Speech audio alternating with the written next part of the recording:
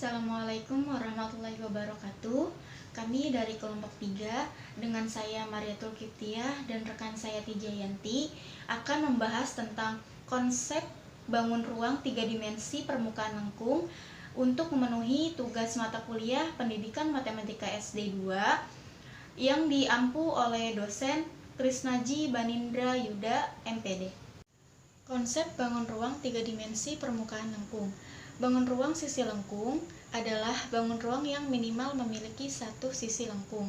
Contohnya itu seperti sebuah gelas, bola kaki, topi ulang tahun yang sering kita temui dalam kehidupan kita sehari-hari. Selanjutnya ada macam-macam bangun ruang 3 dimensi permukaan lengkung. Bangun ruang yang memiliki sisi lengkung diantaranya itu adalah pertama tabung, kedua kerucut, dan ketiga bola. Yang pertama tabung. Tabung merupakan suatu bangun ruang berdimensi 3 yang memiliki alas dan tutup yang berbentuk lingkaran. Yang kedua kerucut.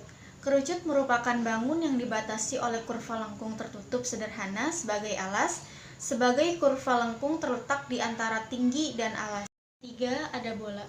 Bola dapat didefinisikan sebagai kedudukan titik-titik yang berjarak sama terhadap suatu titik tertentu, yang dinamakan sebagai pusat bola.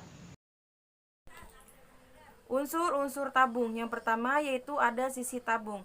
Tabung memiliki 3 sisi yang berbeda, yaitu sisi bawah, sisi atas, dan sisi lengkung atau yang sering kita sebut dengan selimut tabung. Sisi lengkung merupakan sisi yang dibatasi oleh 2 bidang sejajar, yaitu bidang alas atau bawah dan bidang tutup atau atas berbentuk lingkaran yang kongruen. Kemudian ada tinggi tabung. Tinggi tabung merupakan jarak antara bidang alas dan bidang tutup. Sedangkan jari-jari tabung merupakan jari-jari dari lingkaran alas atau tutup. Dan diameter tabung merupakan 2 kali jari-jari dinotasikan dengan D atau D sama dengan R pangkat 2. Selanjutnya yaitu sifat-sifat tabung. Yang pertama, memiliki 3 buah sisi, 1 buah persegi panjang, dan 2 buah lingkaran yang kongruen. Yang kedua, tidak memiliki rusuk. Yang ketiga, tidak memiliki titik sudut. Yang keempat, tidak memiliki bidang diagonal. Yang kelima, tidak memiliki diagonal bidang. Yang keenam, memiliki sisi alas dan sisi atas yang berhadapan dan kongruen. Yang ketujuh, tinggi tabung merupakan jarak titik pusat lingkaran alas dengan titik pusat lingkaran atas. Yang kedelapan, bidang tegak tabung berwujud lengkungan yang disebut dengan selimut tabung. Kemudian yang kesembilan, jaring-jaring tabung berwujud 2 buah lingkaran dan 1 buah persegi panjang. Selanjutnya yaitu unsur-unsur kerucut. Yang pertama ada bidang alas, yaitu sisi yang berbentuk lingkaran. Kemudian ada diameter bidang alas atau dikonotasikan dengan huruf D, merupakan jari-jari atau R dikali 2. Kemudian ada jari-jari bidang alas dikonotasikan dengan huruf R. Kemudian tinggi kerucut atau T, yaitu jarak dari titik puncak kerucut ke pusat bidang alas lingkaran. Kemudian ada selimut kerucut, merupakan sisi lengkung yang menyelimuti kerucut. Garis pelukis atau S merupakan garis-garis pada selimut kerucut yang ditarik dari titik puncak C ke titik pada lingkaran. Selanjutnya sifat kerucut. Yang pertama, kerucut memiliki 2 sisi. Kemudian tidak memiliki rusuk, hanya memiliki 1 titik sudut. Kemudian ada jaring-jaring kerucut terdiri dari lingkaran dan segitiga. Tidak memiliki bidang diagonal, kemudian tidak memiliki diagonal bidang. Selanjutnya unsur-unsur bola. Sebuah bola terdiri dari 1 titik O yang dinamakan dengan titik pusat bola. Yang kedua, jari-jari bola. Yang ketiga, diameter bola atau 2 kali jari-jari R atau bisa juga disebut sebagai tinggi bola. Yang keempat, sisi bola, yang merupakan sekumpulan titik yang memiliki jarak yang sama terhadap titik O.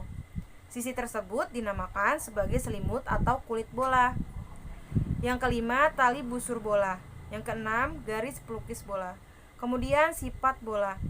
1. Memiliki 1 sisi dan 1 titik pusat. Tidak memiliki rusuk, tidak memiliki titik sudut. Yang keempat, tidak memiliki bidang diagonal. Yang kelima, tidak memiliki diagonal bidang. Yang keenam, sisi bola disebut sebagai dinding bola. Yang ketujuh, jarak dinding ke titik pusat bola disebut dengan jari-jari atau R. Yang kedelapan, Jarak dinding ke dinding yang melewati titik pusat disebut dengan diameter atau D. Selanjutnya ada pembelajaran konsep bangun 3 dimensi permukaan lengkung di SD. Pembelajaran matematika secara ideal itu menghubungkan tingkat imajinasi anak dengan konsep matematika. Pada dasarnya, matematika itu berhubungan dengan kondisi yang abstrak dan masih berupa simbol. Sementara itu, sisi subjek yang hendak diajar relatif berpikir konkret. Oleh karena itu, untuk mengajarkan konsep matematika, materinya diarahkan terhadap situasi konstekstual yang sering dijumpai siswa dalam lingkungannya. Seperti di awal tadi, pertama sudah dijelaskan tentang definisi tabung, kerucut, dan bola. Nah, ketika kita mempelajari tentang bangun ruang 3 dimensi permukaan lengkung itu, ketika kita ingin mengajarkannya, kita bisa membawa alat-alat peraga. Nah, kemudian setelah itu kita berikan pengetahuan kontekstual bentuk atau benda yang mirip dengan tabung, kerucut, atau bola. Setelah itu baru kita menjelaskan definisi tentang tabung, kerucut, dan bola serta sifat-sifatnya. Berikut rumus mencari volume tabung. Sama dengan V kali R pangkat 2 kali T. V sama dengan 22/7 atau 3,14. R sama dengan radius tabung, sedangkan T sama dengan tinggi tabung. Untuk mencari volume kerucut, rumusnya adalah V sama dengan 1/3 dikali luas alas dikali tinggi, atau sering ditulis seperti di bawah ini. Selanjutnya, rumus bola. Untuk mencari volume bola sama dengan 4/3 dikali V dikali R pangkat 3. Untuk luas permukaan bola sama dengan 4 dikali V dikali R pangkat 2. Untuk luas permukaan setengah bola sama dengan 2 dikali V kali R. Keterangannya silahkan baca di bawah ya. Berikut ini ada beberapa contoh soal dari tabung, kerucut, dan bola. Silahkan disimak ya. Sebuah kaleng minuman berbentuk tabung dengan panjang jari-jari alas 8 cm dan tinggi 20 cm. Kaleng tersebut berisi penuh dengan air. Volume air dalam kaleng tersebut adalah titik-titik cm3. Sebelumnya kita sudah mengetahui bahwa untuk mencari volume rumusnya ialah V kali R pangkat 2 dikali T. Di sini V kita gunakan 3,14. Kemudian R pangkat 2 kita sudah ketahui bahwa jari-jari alasnya ialah 8 cm. Berarti 3,14 dikali 8 dikali 8 kemudian dikali dengan tinggi tabung 20 cm. Maka kita mendapatkan hasil 4019,2 cm3. Kemudian kita masuk ke soal kedua ya, tentang volume kerucut. Sebuah topi ulang tahun memiliki alas jari-jari 7 cm dan tingginya 12 cm. Maka volume dari kerucut tersebut adalah, rumus mencari volume kerucut ialah 1/3 dikali V dikali R pangkat 2 dikali T sama dengan 1/3 dikali 2 2/7 dikali 7 dikali 7 dikali 12. Nah itu tadi 7 kali 7 itu dari R pangkat 2, atau kita sudah ketahui alas jari-jari dari 7 cm dan 12 nya yaitu dari tinggi kerucut tersebut. Nah kemudian bagaimana cara mendapatkan 28 itu? Nah 28 itu didapatkan dari 7 dikali 4. 4-nya dari mana? Dari pembagian 12 dibagi 3. Nah kemudian di akhir 22 dikali 28, maka kita mendapatkan hasil 616 cm3. Selanjutnya soal yang ketiga. Udin diberi sebuah bola oleh ayahnya yang memiliki jari-jari sebesar 30 cm.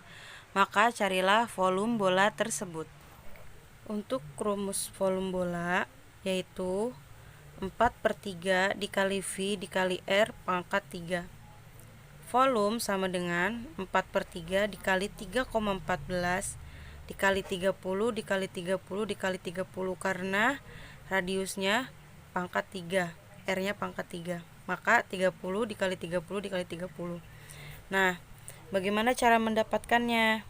Pertama, kita bagi 3 bagi 3 sama dengan 1, yang 4/3-nya.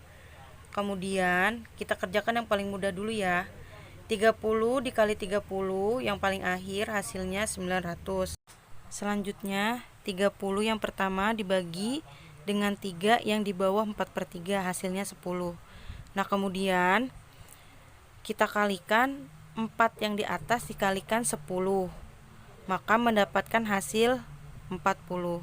Kemudian 900 yang tadi 30 kali 30 hasilnya kita kalikan dengan 40, maka mendapatkan hasil 36.000. Nah, dari 36.000 itu kita kalikan dengan 3,14, maka mendapatkan hasil 113.040 cm3. Sekian penjelasan tentang konsep bangun ruang 3 dimensi permukaan lengkung dari kelompok 3. Kurang dan lebihnya kami mohon maaf. Billahi taufiq wal hidayah. Wassalamualaikum warahmatullahi wabarakatuh.